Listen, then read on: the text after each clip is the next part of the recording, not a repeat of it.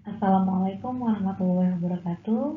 Perkenalkan, saya Herlina Pratiwi, dosen di Universitas Islam Negeri Sultan Maulana Hasanuddin Banten.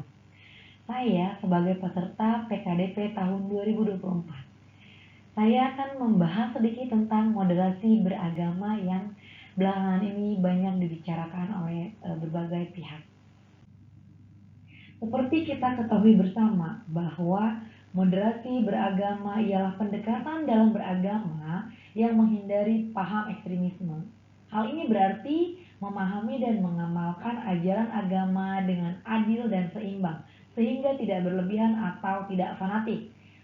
Sebenarnya, prinsip moderasi itu sudah lama dikenal oleh umat manusia sejak Yunani kuno.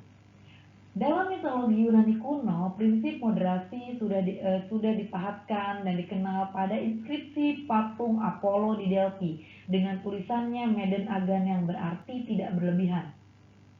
Orang-orang menyebut ini sebagai jalan tengah.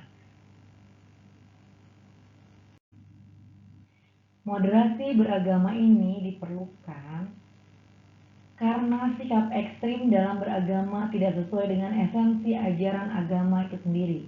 Jadi, perilaku ekstrim atas nama agama juga sering mengakibatkan lahirnya konflik, rasa benci, intoleransi, dan bahkan peperangan yang memusnahkan peradaban.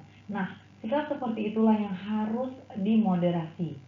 Jadi, esensi moderasi itu agama bukan hal yang perlu dimoderasi, tapi yang perlu dimoderasi adalah cara seseorang dalam menjalankan agamanya agar sesuai dengan prinsip keadilan dan keseimbangan.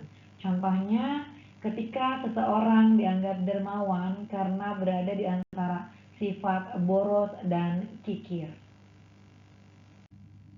Moderasi beragama adalah upaya mengembalikan pemahaman dan praktik beragama agar sesuai dengan esensinya.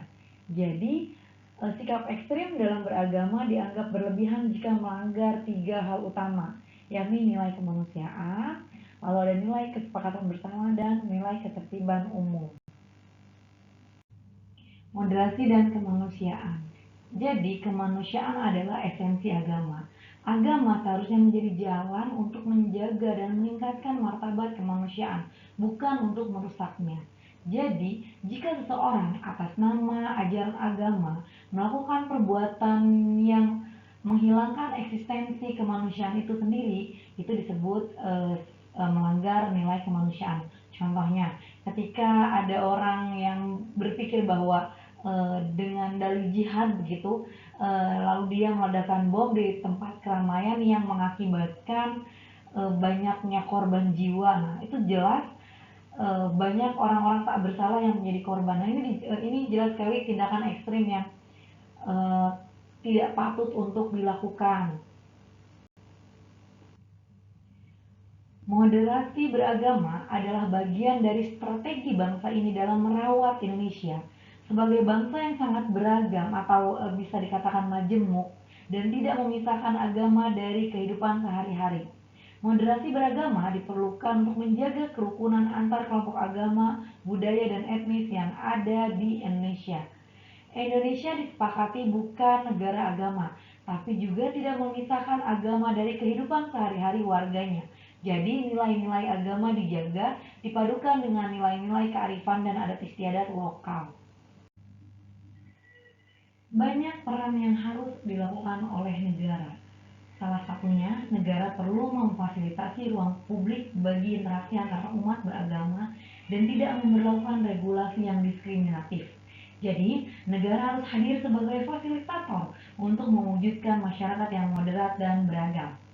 Tegaknya moderasi beragama perlu dikawal bersama, baik oleh orang per orang ataupun lembaga, baik masyarakat maupun negara. Kelompok beragama yang moderat harus lantang bersuara dan tidak lagi memilih menjadi mayoritas yang diam.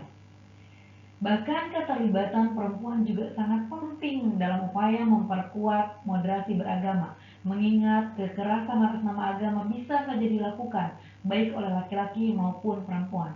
Setiap komponen bangsa harus yakin bahwa Indonesia memiliki model sosial untuk memperkuat moderasi beragama. Salam moderat. mungkin cukup sekian pembahasan tentang moderasi beragama yang bisa saya sampaikan. Kurang dan lebihnya saya mohon maaf. Saya akhiri, wabillahi taufiq wal hidayah. Wassalamualaikum warahmatullahi wabarakatuh. Terima kasih.